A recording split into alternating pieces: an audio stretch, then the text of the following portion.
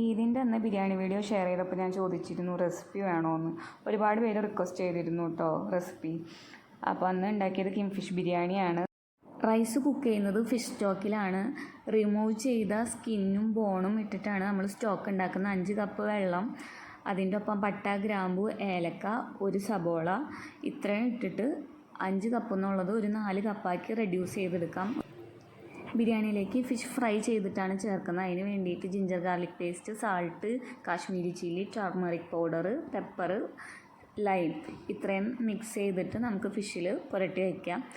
സെറ്റാവണതിൻ്റെ ഉള്ളിൽ നമുക്ക് onion fry ചെയ്യാം. ഒരു ഓനിയനാണ് സ്ലൈസ് ചെയ്തിട്ട് ഫ്രൈ ചെയ്യുന്ന. അതിലേക്ക് 2-3 ഏലക്കായ സ്ലിറ്റ് ചെയ്തിട്ട് ഇട്ട് കൊടുക്കാം. പിന്നെ കുറച്ച് പഞ്ചസാരയും കൂടെ ആഡ് ചെയ്യാം. ഇത് നല്ലൊരു ഫ്ലേവർ തരും കേട്ടോ നമ്മുടെ ഓനിയൻ ഫ്രൈക്ക്. പിന്നെ നമുക്ക് ആ എണ്ണയിൽ ഫിഷും കൂടെ ഫ്രൈ ചെയ്തെടുക്കാം. ഒരുപാടൊന്നും വേവിക്കേണ്ട, ഒരു ഹാഫ് കുക്ക് ആയാൽ മതി. ഫിഷ് ഫ്രൈ ചെയ്ത ഓയിൽ തന്നെ നമുക്ക് മസാല ഉണ്ടാക്കാൻ എടുക്കാം. 3 സബോള സോട്ട് ചെയ്തെടുക്കുക.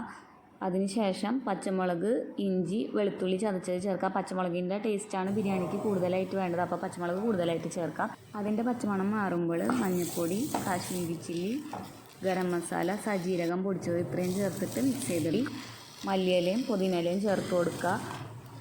നമ്മൾ ഫ്രൈ ചെയ്ത് വെച്ച ഓനിയനും കൂടെ ആഡ് ചെയ്ത് കൊടുക്കാം. പുളിക്ക് വേണ്ടിയിട്ട് തൈരാണ് ചേർക്കുന്നത്, അപ്പോൾ പുളിക്ക് ആവശ്യമായിട്ടുള്ള തൈരും കൂടി ചേർക്കാം.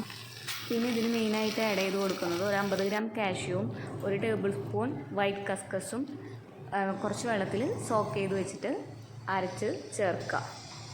അതിൻ്റെ പച്ചമണം ഒന്ന് മാറുമ്പോൾ നമ്മൾ ഫ്രൈ ചെയ്ത് വെച്ച ഫിഷും ആഡ് ചെയ്യുക. പുതിനയും മല്ലിയിലയും കൂടെ ആഡ് ചെയ്ത് മസാല ഫിനിഷ് ചെയ്യാം. പിന്നെ നമുക്ക് ഉണ്ടാക്കേണ്ടത് റൈസാണ്. റൈസിന് വേണ്ടിയിട്ട് നെയ്യ് ഒഴിച്ച് കൊടുക്കുക. പട്ട, ഗ്രാമ്പു, ഏലക്ക അത്ര മസാല ഇട്ടാൽ മതി.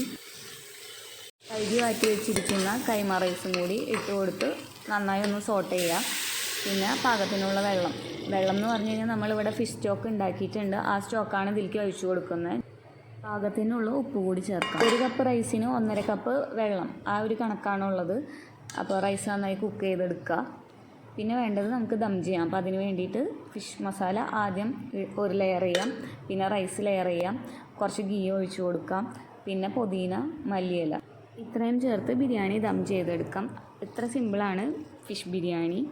നല്ല ഫ്ലേവറും അത്യാവശ്യം സ്പൈസി ആയിട്ടുള്ളൊരു ബിരിയാണിയാണ്.